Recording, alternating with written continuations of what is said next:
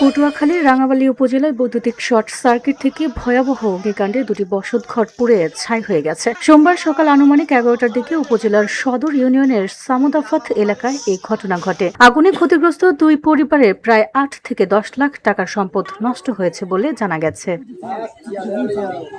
স্থানীয়রা জানান, সামুদাফত গ্রামের বাসিন্দা হাশেম হাওলাদারের মেয়ে আলিয়া বেগমের ঘরে হঠাৎ শর্ট সার্কিট থেকে আগুনের সূত্রপাত হয়। মুহূর্তেই আগুন পাশে থাকা তার ভাই আলী আশরাফের ঘরেও ছড়িয়ে পড়ে। এলাকাবাসী আগুন নিয়ন্ত্রণের চেষ্টা চালালেও শেষ পর্যন্ত দুটি ঘরই পুড়ে যায়। ক্ষতিগ্রস্তরা জানান, আগুনে ঘরের সবকিছু পুড়ে গেছে। গায়ে থাকা পোশাক ছাড়া কিছু রক্ষা করতে পারি নাই। মিটার লিক হইয়া মিটার থেকে এই কারেন্ট এই তারে তারে দৌড়িয়ে ঘরের ভিতরে পুরো ঘরে যেমন যেমন লাইন আসলে হেমনে হেমনে চলে গেছে, যাওয়ানে পুরো ঘর ধরিয়ে গেছে, পুরো ঘর কারেন্ট আর্থিং হয়ে গেছে, কোনো মানুষ ঘরে আর ঢুকতে পারে নাই।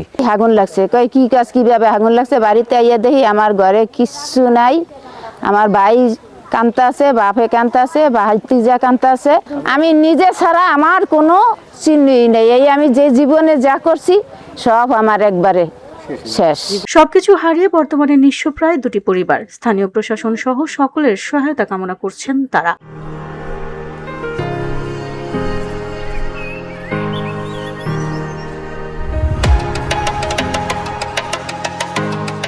এ বিষয়ে রাঙামালী থানার অফিসার ইনচার্জ সিরাজুল ইসলাম বলেন, প্রাথমিকভাবে ধারণা করা হচ্ছে বৈদ্যুতিক শর্ট সার্কিট থেকেই আগুনের সূত্রপাত হয়েছে। তবে বিষয়টি নিশ্চিতভাবে বলতে ফায়ার সার্ভিসের তদন্ত প্রয়োজন।